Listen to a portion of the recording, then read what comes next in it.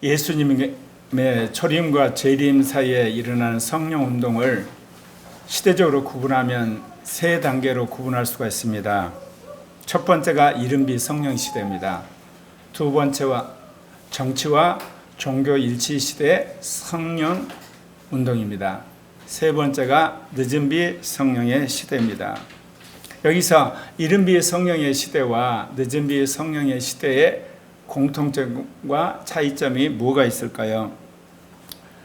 공통점은 이른비 성령 시대나 늦은비 성령 시대 모두 신자와 교회의 성령의 폭발적인 역사가 강하게 나타나는 것입니다. 이제 주님께 순종하는 거룩한 성도들과 그리고 복음을 증거하는 증인들이 무수히 일어난다는 것입니다. 그러면 다른 점은 무엇일까요? 이른비의 성령 시대는 사도들을 비롯한 은사자들 통해서 성령 운동이 일어났습니다. 그런데 늦은비의 성령 시대는 성경의 말씀을 믿는 사람들에 의해서 성령 운동이 일어나고 있다는 사실입니다. 이것은 굉장한 차이를 우리에게 가져다 두는 겁니다. 사도들과 그리고 하나님의 세우신 선지자들에 의해서 초대교회 성령 운동이 일어났고 그 결과로 신약 성경이 쓰여졌습니다. 그런데 이제는 우리가 신구약 성경의 말씀을 그대로 믿는 사람들에 의해서 성령 운동이 일어나고 그것이 더욱더 강화되어서 마지막 휴가는 하나님의 성도들을 산출하게 된다는 것입니다. 이른비의 성령 시대는 치유자를 통하여 치유가 일어납니다. 저기 보시는 것처럼 이른비의 성령의 시대가 있고 국가 기독교 시대가 있고 늦은비의 성령의 시대가 있죠. 지금 우리는 늦은비의 성령의 시대를 살고 있습니다. 말씀드린 것처럼 이른비의 성령의 시대는 치유자를 위해서 치유가 일어난 거예요. 늦은비의 성령의 시대는 성경의 말씀을 믿는 사람들에 의해서 치유가 일어난다는 차이점이 있다 그 이야기입니다. 복음서를 보게 되면 예수님의 공생애 가운데 중점적으로 행하신 3대 민중사역이 있습니다. 마태복음 4장 23절에 보면 그들의 회당에서 가르치시며 천국 복음을 전파하시며 백성 중에 모든 병과 모든 약한 것을 고치시니라고 그렇게 했습니다. 그러니까 예수님의 사역에서 가장 중요한 사역은 제자훈련 사역이었습니다. 제자훈련 사역을 뺐을 때 3대 민중사역을 요약하자면 첫 번째는 오늘날 우리의 삶 속에 적용하자면 예수 그리스도의 복음을 믿는 자에게 성경 말씀을 가르침으로 새 사람을 산출하는 겁니다. 두 번째는 성령 안에서 하나님 나라를 경험한 바를 우리가 세상 가운데 널리 퍼뜨리는 거죠. 그리고 마지막은 예수 그리스도의 이름으로 모든 병과 연약한 것들을 우리가 고치는 것입니다. 예수님이 하셨던 민중에 대한 3대 사역을 현대 교회가 이제 계승해서 그대로 해야 된다 그 이야기입니다. 말하자면 성경 말씀을 통해서 주님이 기뻐하는 새 사람을 만들어내야 돼요. 또 하나는 성령의 체험 속에서 하나님 나라의 놀라운 증거들을 사람들에게 간증하고 그것을 확대시켜야 되고 확산시키는 거고, 세 번째는 이제 예수 그리스도의 이름으로 모든 병든 자를 치유하고 연약한 자를 일으켜 세운다는 겁니다.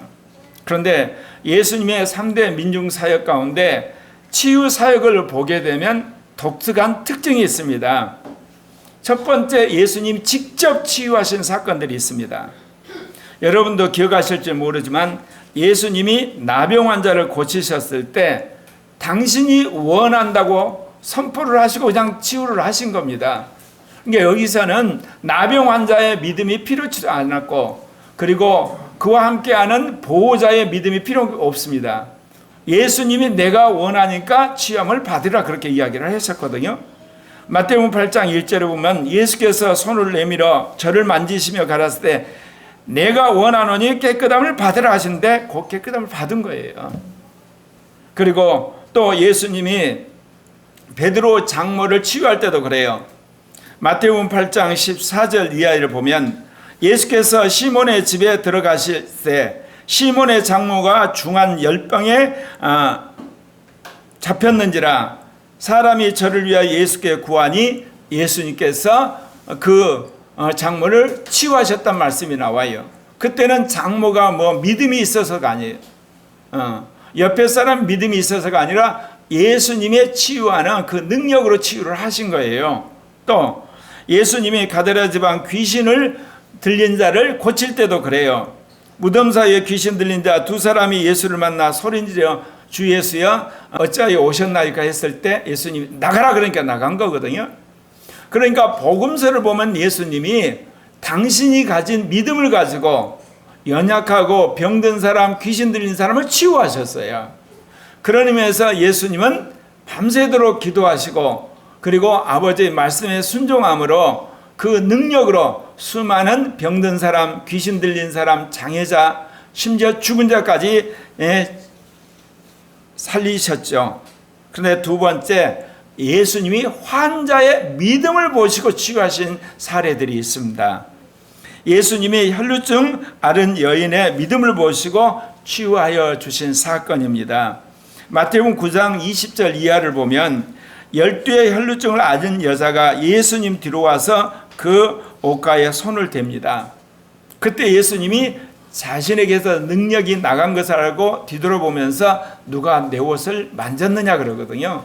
그러니까 제자들이 이렇게 사람이 많은데 누가 예수님이 옷자락을 만졌는데 어찌할 수 있습니까? 그럴 때 그 여인이 나와서 자신이 했다고 고백을 할 때 예수님이 그 여인의 믿음을 보시고 혈루병을 치유해 주십니다.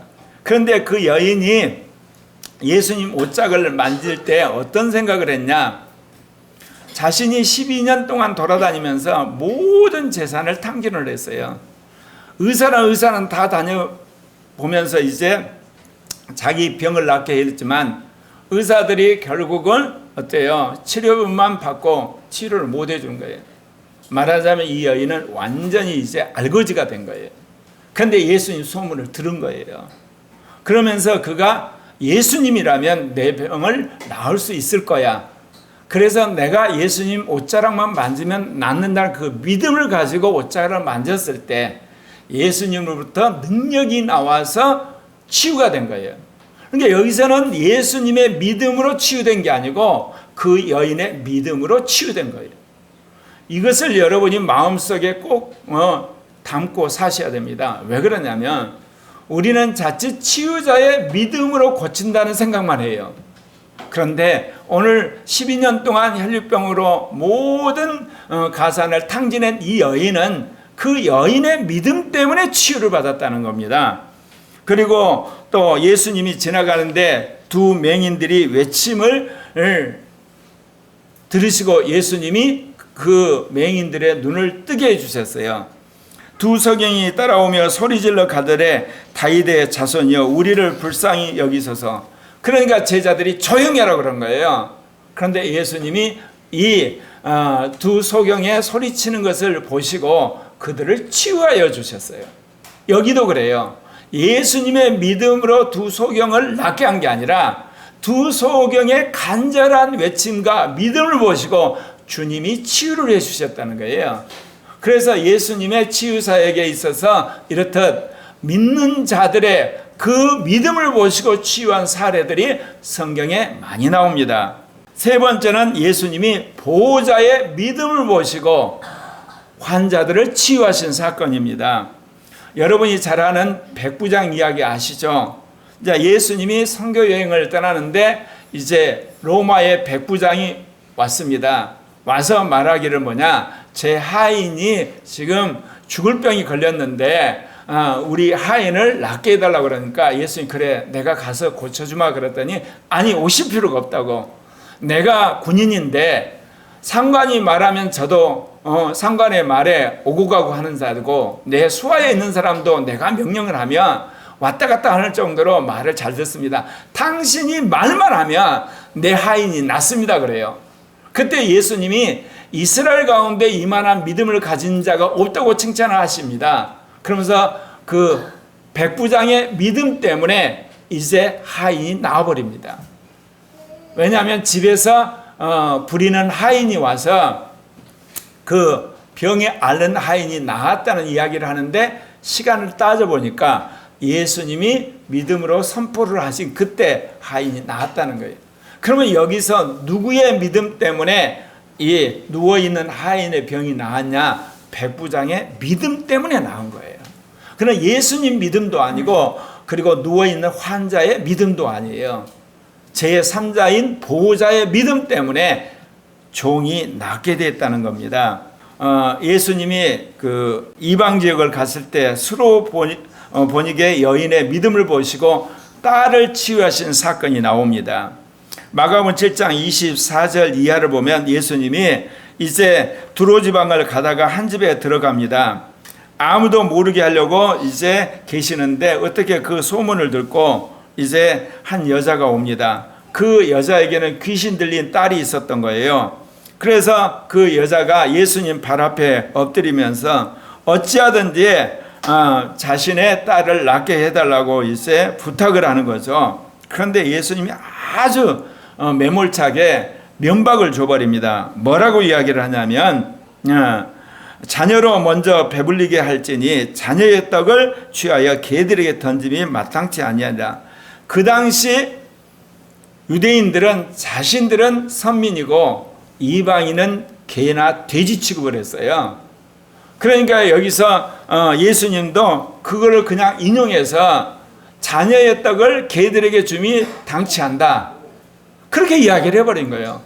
그러니까 그 여인이 얼마나 수모스럽습니까? 개가 돼버린 거야 갑자기. 그런데 그 여인이 이런 인간이 무슨 메시아야, 웃기시네 그러면서 화내면서 돌이킨 게 아니라 뭐라고 이야기하냐면, 주여 올소이다마는 상 안에 있는 개들도 아이들이 먹던 부스러기를 먹나이다. 내가 갠데 아이들이 먹는 부스러기 중에 떨어지는 거 주워서 먹을 테니까 나한테 그 떡 부스러기 달라는 겁니다. 그때 예수님이 뭐라고 이야기하십니까? 귀신이 내 딸에서 나가느니라, 그렇게 말씀을 하세요. 그러니까 여기서는 어때요? 귀신 들린 이 딸의 어머니 믿음 때문에 이 딸이 치유함을 받는 거예요. 예수님 믿음도 아니고 귀신 들린 딸의 믿음도 아니에요. 어머니의 믿음이거든요. 이렇듯 우리가 복음서를 보면 예수님의 치유사역이 나오는데, 직접 예수님이 원해서 치유하는 사람이 있고, 환자의 믿음을 보시고 치유해 준 사건이 있고, 제3자인 보호자의 믿음을 보시고 환자를 치유한 사건을 우리는 보게 됩니다. 여기서 분명한 것은 복음서에서 치유하신 예수님의 능력으로 모든 치유 사건이 일어났다고 할 수가 있는 것입니다. 그런데 예수 그리스도께서 십자가에 죽고 이제 부활하신 연후에 이제 제자들에게 지상 명령을 주시고 당신이 승천하셨잖아요. 남은 제자들이 오순절날 성령 세례를 받고 이제 로마 제국 전역에 돌아다니면서 복음을 전하면서 그들 또한 치유 사역을 합니다.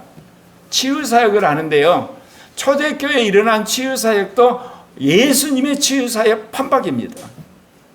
첫 번째, 사도들이 직접 치유를 합니다. 사도들이 그 정해진 시간마다 기도할 때가 되어서 이제 성전에 올라가다가 성전 미문에 앉은 그 안진뱅이를 보게 되잖아요. 안진뱅이가 가는 이 베드로와 요한을 보면서 돈 한 푼이나 받을 것 같아서 쳐다봤는데, 그때 베드로가 한 말이 있죠. 내게 은과 금은 없지만 내가 있는 것을 너에게 주노니 나사렛 예수 그리스도 이름으로 일어나 걸으라. 그 말을 한순간 이 미문에 있는 안진뱅이가 벌떡 일어나서 뛰면서 찬양하고 경배하면서 성전 안으로 들어간 사건이 있습니다. 이때도 그래요. 이 베드로와 요한의 믿음이 안진뱅이를 일으켜가지고 치유한 사건이거든요. 예수님이 직접 당신의 능력으로 치유한 사건처럼 사도들 또한 그렇게 했다는 것입니다. 그리고 사도들이 초대교회에 수많은 기적과 이적을 행했어요. 사도행전 5장 이하를 보면 사도들의 손을 통해 많은 기적이 일어나 사도들이 수많은 병자들을 고쳤고, 또 사도들의 그림자라도 그들이 덮이기를 바라서 수많은 사람들을 데리고 왔는데 수많은 사람들이 치유를 받았다, 그렇게 이야기를 합니다. 그리고 베드로 사도가 이제 그 루다에 있는 8년 동안 중풍병 걸렸던 애니아라는 사람을 예수 그리스도의 이름으로 치유하는 사건이 있습니다. 이것은 성령 세례를 받아 베드로가 치유의 능력을 받아서 이 애니아를 치유한 거거든요. 그리고 바울 사도도 멜리데 섬에서 그 추장의 아버지를 치유라는 사건이 일어납니다. 이러한 모든 것들은 사도들이 직접 하나님의 기름 부음을 받아서 그 아픈 사람이나 그리고 죽은 사람을 살리는 역사를 일으킨 겁니다. 사도들이 직접 치유했다는 것이죠. 그런데 두 번째, 초대교회에 병든 자가 교회 장로들을 청하여서 믿음으로 치유를 받았습니다. 야고보서 5장 14절 이하를 보면 병든 자는 교회 장로들을 청하고 그들은 주의 이름으로 기름을 바르고 기도하여 병자를 치유하게 합니다. 믿음의 기도는 병자를 구원하고 주께서 그를 일으키신다고 기록되어 있습니다. 그러니까 아픈 사람이 교회 장로를 초빙하는 거예요. 그러면 장로가 기름을 가지고 그 사람 아픈데 바르고 기도를 할 때 그 사람이 벌떡 일어났다는 겁니다. 그러니까 여기서는 뭐냐, 장로들의 믿음이 아니라 환자의 믿음이 치유를 일으킨 거예요. 그러니까 예수님이 이 환자들의 믿음을 보시고 치유한 것처럼 초대교회도 똑같이 아픈 사람들이 장로들을 초청을 한 거예요. 물론 이 아픈 사람들이 사도들이나 선지자를 초청해서 수많은 치유가 일어났겠죠. 그러나 성경에서는 그것을 기록하지는 않았을 뿐입니다. 세 번째는 바울이 제3자들의 믿음을 통해서 병든 사람이 나은 사건을 기록을 하고 있습니다. 사도행전 19장 11절 이하를 보면 에베소에서 하나님이 바울을 통해서 엄청난 역사를 일으켰어요. 근데 어떤 일이 벌어졌냐면 바울이 권세가 워낙 세니까 바울이 사용했던 손수건이 있잖아요. 그리고 바울이 둘렀던 앞치마가 있는데 어떤 사람이 그 손수건과 앞치마를 가져다가 아픈 사람에다 얹은 거예요.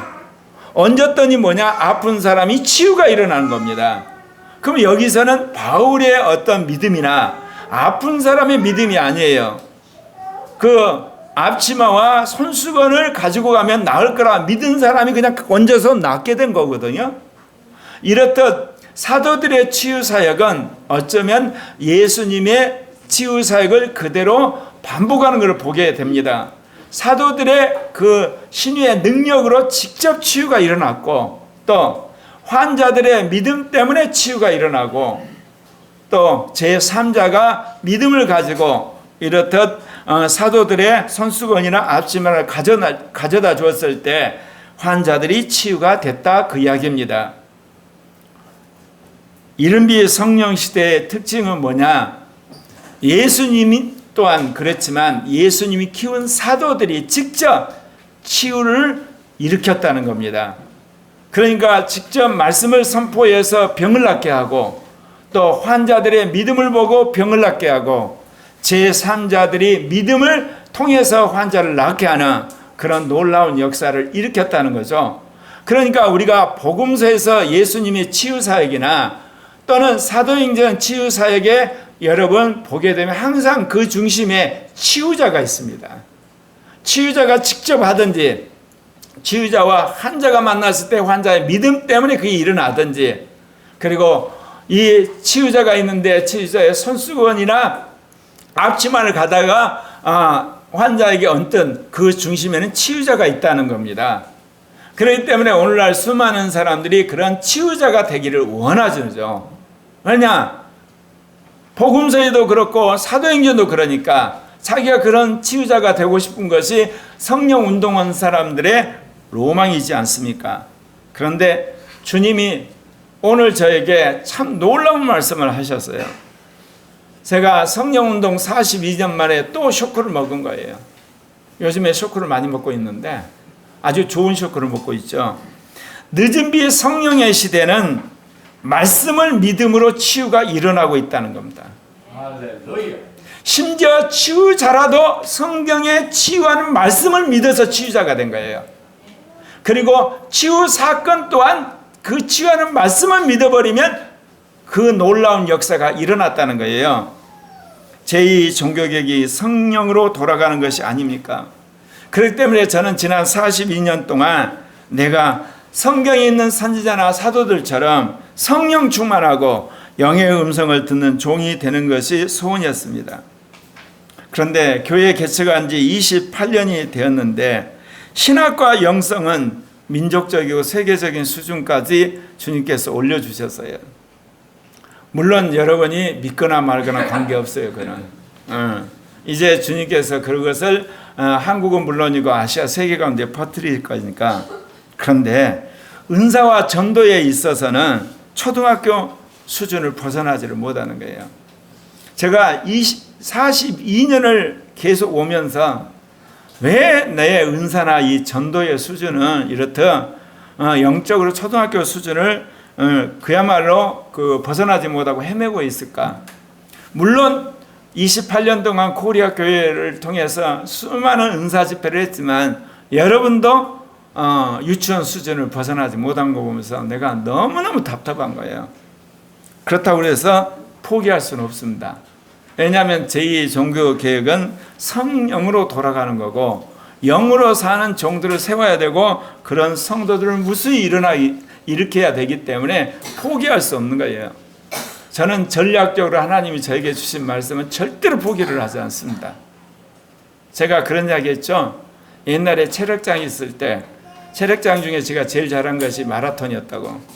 그래서 제가 단기적으로는 별볼 일 없지만 장기적으로는 끝장을 보는 사람이니까 지금까지 42년 동안 제가 어떻게 하면 이 은사와 전도에 있어서도 민족적이고 세계적인 수준까지 나도 올라가지만 여러분을 끌어올릴 건가? 이게 나의 초미의 관심사였어요. 이날까지. 하루도 내가 잊어본 적이 없어요. 그런데 다른 어떤 그 은사자나 이 설교자와 나를 비교해 보면 에게게 어떻게 보면 굉장히 초라한 거야. 그리고 다른 사람이 키운 제자들하고 제가 양육한 여러분을 봐도 너무 이렇게 볼품이 없는 거야. 얼마나 제가 속이 상했겠습니까? 그랬는데 주님이 드디어 42년 말에 하나의 또 응답을 하셨어. 그거는 지난 주간에 5명의 이제 교회 간사님들과 집사님들에게 통변을 하게 하는 그런 은사가 터진 거예요. 제가 성령 충만한 종이 되고 영의 음성을 듣는 종이 되는 것이 첫 번째 목표이지만 그 다음에 뭐겠어요? 남한테 성령 세례를 주는 것이 그리고 그 사람의 은사를 터뜨려 주는 것이 저의 기도 제목이거든요. 그래서 지난 한 2, 3년 동안 계속 그걸 놓고 생각날 때마다 기도를 했어요. 왜 그러냐면 이제 신학과 영성은 수준에 올라갔는데 이거를 터뜨리려면 은사가 빵빵하고 전도를 잘하는 사람이 나타나야 이게 퍼질 거 아닙니까? 그러니까 어찌하든지 은사자를 키워내야 되고 전도자를 키워내야 되는 거예요. 이제 그럼 나부터가 은사자가 되고 나부터가 전도자가 돼야 되는 거 아니겠습니까? 그런데 주님이 그거를 응답을 하셨어요. 제가 이제 아까 심하게 한마디로 은사와 전도가 초등학교 수준이라고 그랬지만 실은 그렇지 않아요. 제가 방언 받고 나서 뭐를 터득했죠? 방언 받게 하는 은사를 가지고 있잖아. 그게 지금부터 한 38년 전이에요. 아마 그것을 제가 가지고 한국 교회를 돌아다니며 사역을 했으면 지금쯤 엄청난 부흥사로 소문이 날 거야. 근데 내가 그 사역을 접었다고. 왜 그러냐면 제2 종교 개혁은 단순히 방언 받게 하고 그다음에 방언 받게 하는 그런 사람이 되고 이루어질 일이 아니거든. 그러니까 그냥 우리 교회에서는 하고 접어둔 거예요. 제가 그랬죠. 어떤 장로님한테 그분이 이제 반동성애 운동을 하면서 동성애자들을 그야말로 이제 그 양성애자로 바꾸는데 예수 복음을 믿고 성령 체험하지 않고는 그 동성애를 끊지 못한 걸 당신이 체험적으로 안 거야. 근데 당신이 방언을 못하는 거야. 그분도 굉장히 이성적이거든. 변호사이니까. 근데 제가 그 방언 터뜨리는 PPT를 드렸다고. 이대로 한번 쭉 하시고 나서 해보세요. 그랬더니 전화가 왔어요. 고 목사님이 안 돼요. 그래서 제가 다시 설명을 해드렸어요. 해드렸는데 방언을 받으신 거야. 아마 전 세계에서 전화 두 통 갖고 그냥 방언밖에 하는 그야말로 초유의 사건은 아마 저뿐일 거야. 근데 그게 뭐냐? 내가 방언을 받았던 것을 영적으로 깨달아서 방언이 터지는 원리를 알아서 이성적인 사람한테 깨달아서 그 사람이 그걸 적용하면 방언이 터져요. 여기 있는 모든 분도 그렇게 하실 수가 있어요. 그래서 나는 어느 날 여러분들이 이제 한국 물론이고 아시아 세계 가운데 갈 때 제일 먼저 장착할 게 뭐냐? 방언을 터뜨리는 그런 이제 믿음과 그런 은사, 사역. 그것이라 믿습니다. 근데 이제 주님이 이제 38년 후에 이제 통변을 터뜨리는 은사를 주신 거예요. 제 방언만 통변하거든요. 남의 것은 통변이 잘 안 돼요. 근데 남의 방언을 그 사람이 통변하게 하는 은사를 주신 거야. 기도를 하니까 하나님 응답을 하신 것 같아요. 그래서 제가 신이 난 거 아니에요. 신이 나가지고 이제 본격적으로 이 은사와 이 전도에 대해서 뚫어버려야 되겠다. 그래서 케네스 예견의 성경적 그 은사에 대한 책을 읽으려고 이제 신목사님한테 부탁을 했더니 신목사님이 지금 자기가 그거 봐야 되니까 당신은 성경적 믿음을 보래요. 그래서 성경적 믿음이라는 책을 딱 봤는데 예전에 대충 봤거든요. 대충. 왜? 그 믿음을 내가 알고 있으니까. 나도 이제 믿음의 전문가라고 생각하니까 교만한 거지. 왜? 나는 믿음의 정의를 알고 있거든. 믿음이란 뭐냐? 간절한 마음으로 성령이 말씀을 마음에 새기는 거다. 내가 신학적으로 다 알고 있잖아. 체험적으로 알고 있고. 새겨졌을 때 내마가 오게 되면 믿음이 생기는 거다. 그런데 이제 내가 은사를 터뜨리고 전도를 터뜨리려고 작정을 한 거잖아. 그러니까 그 부분에 있어서 앞서가는 케네스 해긴 책을 읽는 거야. 엄청 열심히 정독을 한 거예요. 그런데 그 정독을 하면서 내가 성경 말씀을 믿는 것에 대한 피를 받은 거야. 왜 내가 성경을 더 열심히 그리고 철저하게 안 믿었지? 그러고 나서 이제 그 다음날 새벽 예배를 마치고 이제 차 안에서 왜 나는 케네스 에긴처럼 은사와 전도에 탁월하지 못하지? 질문을 딱 하는 순간 지난 42년 동안 이 신학과 영성 훈련에서 민족적이고 세계적 수준까지 올라온 것하고 한마디로 은사와 전도가 아까 말한 초등학교 수준으로 헤매는 것이 비교가 딱 되는 거예요. 거기서 내가 놀라운 것을 발견한 거예요. 예. 자, 보시죠. 신학과 영성을 대하는 태도가 뭐냐? 제2종교계획 신학과 영성을 세워야 되잖아. 세상에 어떤 사람도 제2종교계획의 신학과 영성을 추구하는 사람이 없어. 이게 내가 선구자잖아. 그러니까 내가 어떻게 그 신학과 영성을 세울 것인가 고민했다고 그랬잖아요. 장신대 들어가서. 장신대 도서관에 들어가가지고 그 책들을 보고 한숨이 났어. 여기 있는 책들 제목만 한번 펴가지고 목차만 보다 보면 내 인생 다 가겠구나. 그래서 아예 신학책 갖고 하는 것은 안 된다.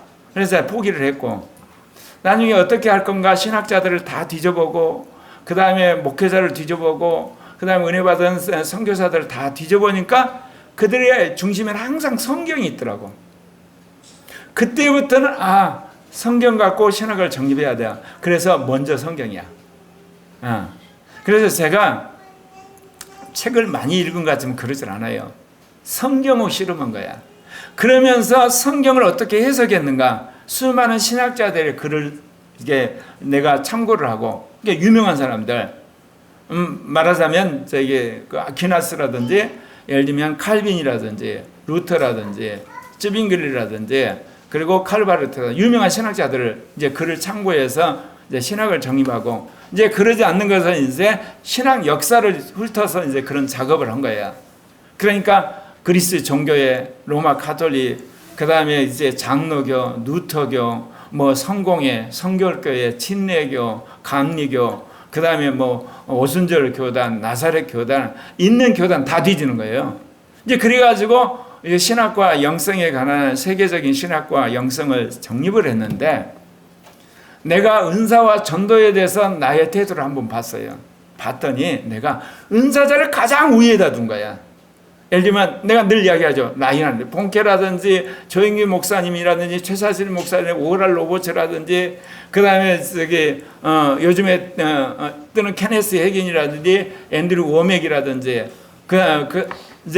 그런 사람들을 내가 보면서, 그 사람들을 보면서 늘 도전이 되는 거야. 하나님 왜 그렇게 못하지? 그리고 나서 이제 그들이 하는 성령 집회 유튜브도 보고 기록도 보고 간증도 보고, 그러면서 이제 마지막에 성경을 가지고 검증을 한 거예요. 그걸 보면서 왜 신학과 영성을 대하는 태도고 은사와 전도를 대하는 태도가 이렇게 완전히 거꾸로 되어 있냐, 그거를 발견한 거예요, 이번 주에. 예. 그러면서 결론이 뭐냐? 예. 신학과 영성을 대하는 것은 우리 주님 보시기에 동그라미야. 그런데 은사와 전도를 대하는 태도는 이것이었다는 거야. 이거를 딱 하는 순간 제가 소름을 끼쳤어. 그런데 내가 42년의 인생을 되돌아본데 도저히 저거를 벗어날 수가 없었어. 왜 그러냐면 결정적으로 내가 성령 세례 받을 때, 그거는 기도해서 받았지만 그때도 대대 군종이 함께 있어서 둘이 받았어요. 나중에 방언을 받을 때도 전도사님 오고 삼각산에 가서 10시간 기도해서 또 둘이 받았잖아. 환상도 신목사님 통해서 둘이 받은 거야. 내가 환상을 보면 조작하는 것 같아. 그러면 옆에서 신목사님이 당신 환상은 명품 환상이야. 믿으라니까. 왜 안 믿는 거야? 그러니까 알았어. 근데 꼭 조작한 것 같아. 내가 우리 교인들 사정 다 아니까 내가 조작을 해가지고 억지로 그 환상을 만들어가지고 말한 것 같아가지고. 근데 신목사님이 계속 격려를 해주니까 그거 자꾸 하다 보니까 그거 괜찮대. 이제 믿어진 거야 이게. 그러니까 내 인생을 돌아봤을 때 은사와 전도에 관한 한 꼭 한 사람이 같이 있는 거야. 성령 세례 받을 때는 송하섭이라고 하는 그 친구가 있었고, 또 내가 방언을 받을 때는 윤합률 전도사 한 분이 있었고, 환상을 받을 때는 신은순 목사라는 사람이 있었고, 그러니까 나는 은사자를 중요시할 수밖에 없잖아. 그리고 이제 그러다 보니까 자연히 그들이 하는 은사 사역에 대해서 늘 관심을 갖고, 또 그래서 여러분 데리고 예전에 잠실체육관도 간 적이 있잖아. 그리고 그 신약교회도 간 적도 있고, 그러면서 성경은 마지막으로 했던 거야. 예. 예. 그런데 이제 제가 이 신학과 영성을 정립하면서 마음속에 새긴 게 있어요. 성경 중심으로, 그 다음에 신학자, 그 다음에 신학 역사.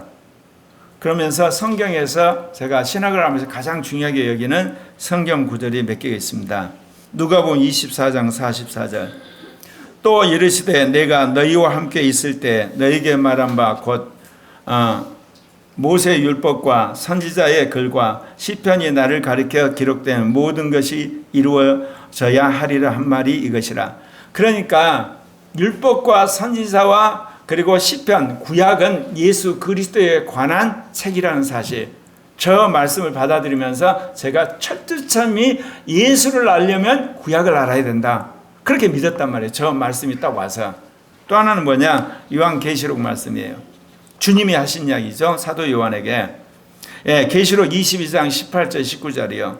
내가 이 두루마리 예언의 말씀을 듣는 모든 사람에게 증언하노니 만일 누구든지 이것들 외에 더하면 하나님이 이 두루마리에 기록된 재앙들을 그에게 더하실 것이요, 만일 누구든지 이 두루마리의 예언의 말씀을 제하여 버리면 하나님이 이 두루마리에 기록된 생명나무와 및 거룩한 성의 참여함을 제하여 버리시라.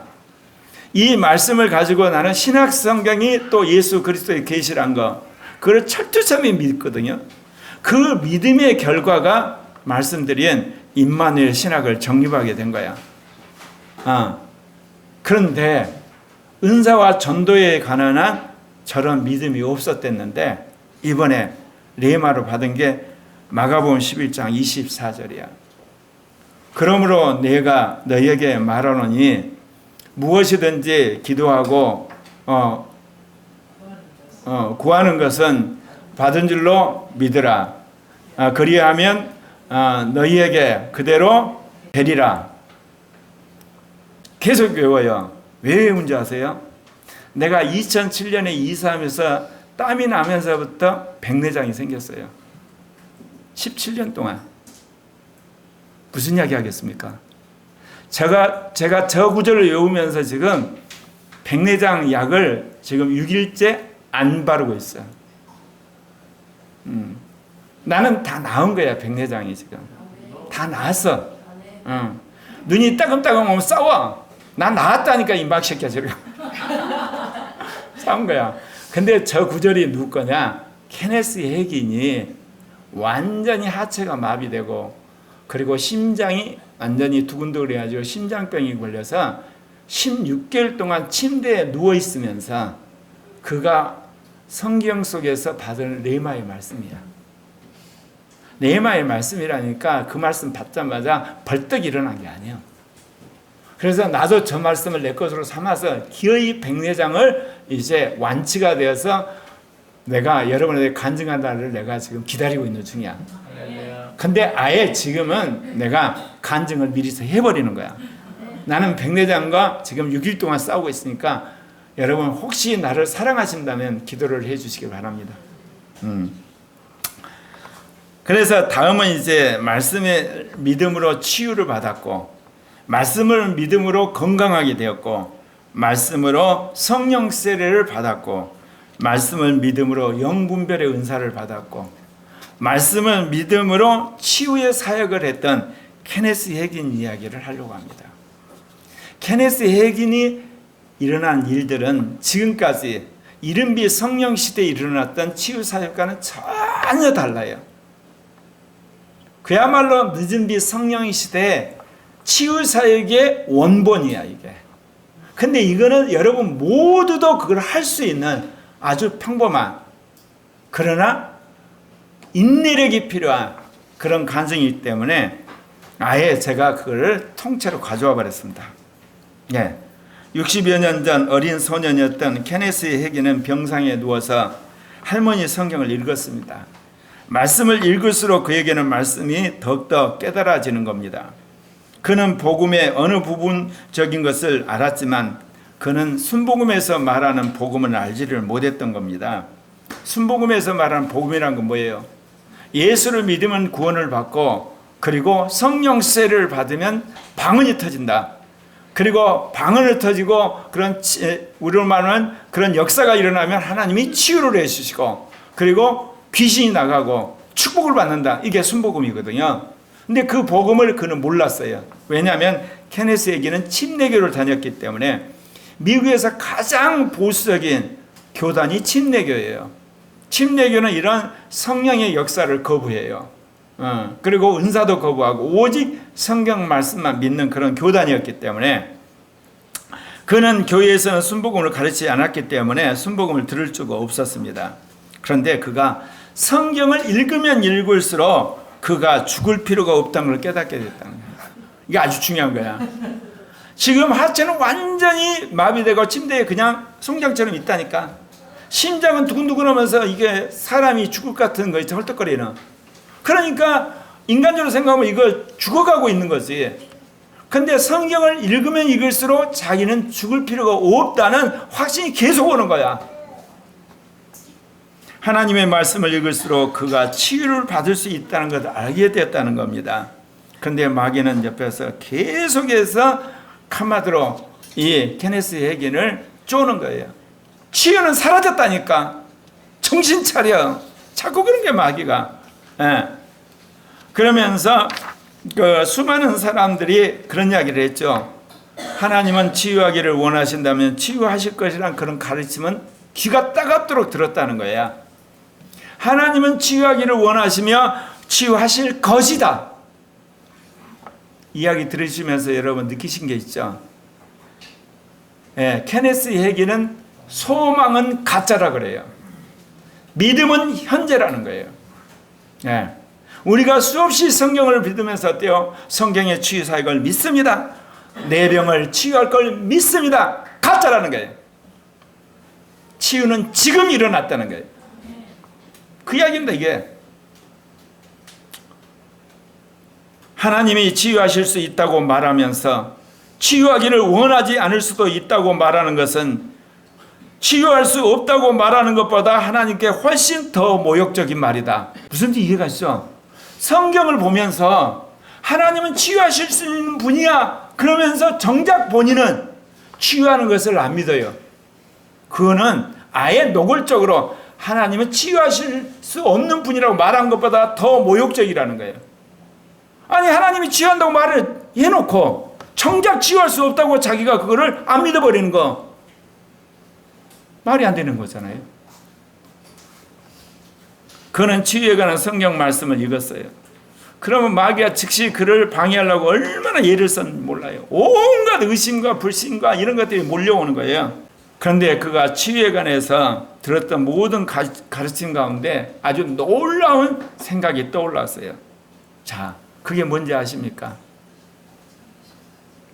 이거는 같이 읽어야 돼요. 그에게 가장 도움이 되었던 것은 사람들이 그에게 치유는 사라졌다고 말하면서 믿음이 사라졌다고 한마디도 하지 않았다는 것입니다. 이게 놀라운 거예요. 내 인생에서 스승이 참 많지만 내 인생의 가장 훌륭한 스승은 삼위적 계시를 쓰긴 건신대학원대학교 이상환 교수님이고, 그 다음에 두 번째 케네스 해기를 내가 두 번째 스승으로 삼기로 작정을 했어. 저거 기가 막힌 이야기야. 예. 사람들이 치유는 사라졌다 그렇게 목을 놓아서 외치면서도 믿음은 사라졌다고 말하지 않는 것이 너무 고마웠다는 거야. 만약에 치유도 사라졌고 믿음도 사라졌다면 자기는 이제 죽어야 되는 거야. 그러니까 이제 케네스 해기님 뭐 갖고 시작을 합니까? 믿음이 사라지지 않았다는 것을 확인하고 그것부터 시작하는 거예요, 이제. 예. 그러면서 성경을 이제 쭉 연구를 해보니까 믿음이 사라지지 않는 결론을 다시 확신한 거야. 그래서 사도행전 14장에 나오는 누스드라의 사람이 치유받을 만한 믿음이 있는 걸 보고 바울이 이야기를 해서 그 사람이 일으킴을 받게 되거든요. 그리고 아까 말씀드린 마가복음 5장에 나오는 혈루증을 앓은 여인도 결국은 믿음이 너를 구원했다는 그 한마디 때문에 고침을 받게 되는 거거든요. 그래서 그가 하는 이야기 있어요. 다시 믿음은 사라지지 않았음을 성경은 명백히 보여주고 있습니다. 이게 레마예요. 저에게도 레마가 된 거예요. 예. 수많은 사람이 치유가 사라졌다 그렇게 한마디로 목청껏 외쳐도 믿음은 사라지지 않았으니까 성경 말씀을 믿음으로 치유가 일어나 버린 거야. 예. 오늘 여러분이 마음속에 새겨야 할 중요한 레마가 큰 거예요. 수많은 사람 기적도 사라졌고 치유도 사라졌고 뭐 방언도 사라졌고 예언도 다 사라졌다 하더라도 믿음은 사라졌다가 않잖아. 왜냐? 개신교는 믿음으로 구원받았다 그러니까. 그러면 믿음이 사라지지 않으면 내가 믿음으로 시작할 거야. 성경 말씀 다 믿어. 성경에서 치유가 있다는 게 난 믿을 거야. 그리고 치유를 받아버린 거야. 할렐루야. 이 말입니다, 이게. 로마서 10장 17절에 그러므로 믿음은 들음에서 나며 들음은 그리스도의 말씀으로 말미암느니라. 예. 사랑하는 형제 자매 여러분, 우리는 예수 그리스도의 복음을 믿음으로 구원받았고 성경 말씀을 믿음으로 거룩해서 가고 있습니다. 그렇다면 성경에 있는 치유의 말씀으로 믿음으로 치유가 일어난다니까요. 그래서 제가 목숨 걸었다니까. 예. 그러므로 내가 너에게 말하노니 무엇이든지 기도하고 구하는 것은 받은 줄로 믿으라. 그리하면 너희에게 그대로 되리라. 마가복음 11장 24절. 그러면서 내가 백내장이 나았다는 것을 선언하는 거야. 여러분 사도행전 8장에 보면 빌립이 사마리아 성에 내려가 그리스도를 백성에 전파하니 무리가 빌립의 말도 듣고 행하는 표적도 보고 또 한 마음으로 그가 하는 말을 따르더라. 많은 사람에게 붙었던 귀신들이 나가고 그리고 많은 중풍병자와 못 걷는 사람이 나으니 그 성에 기쁨이 있더라. 여러분 예수 그리스도의 복음은 치유를 포함하는 거예요. 예수님의 3대 사역이 뭐예요? 성경 말씀을 가르치는 것과 천국 복음을 가르치는 것, 전파하는 것과 그리고 각종 병들과 연약함을 고치더란 거예요. 세 가지를 주님이 하셨어요. 그러면 우리도 세 가지를 해야 되는 거예요. 성경 말씀을 통해 새 사람을 만들어내야 되고 성령 안에서 하나님 나라를 경험하고 확장시켜야 되고 그리고 각종 병들과 연약함을 치유하였더라. 아멘. 제가 앞장서서 이거 할 거예요. 베드로전서 2장 24절에 친히 나무에 달려 그 몸으로 우리 죄를 담당하셨으니 이는 우리로 죄에 대하여 죽고 의에 대하여 살게 하려 하심이라. 그가 채찍에 맞음으로 너희는 나음을 얻었나니. 아멘. 여러분 예수님이 채찍으로 맞음으로 여러분이 나음을 얻었다니까요. 네. 이 말씀을 받아들여서 여러분의 모든 병이 낫습니다. 야고보서 5장 14절에 너희 중에 병든 자가 있느냐 그는 교회 장로들을 청할 것이요 그들은 주의 이름으로 기름을 바르며 그에게 기도할지라. 이제 케네스 에겐이 16개월 만에 이제 각고의 투쟁 속에서 일어나게 되잖아요.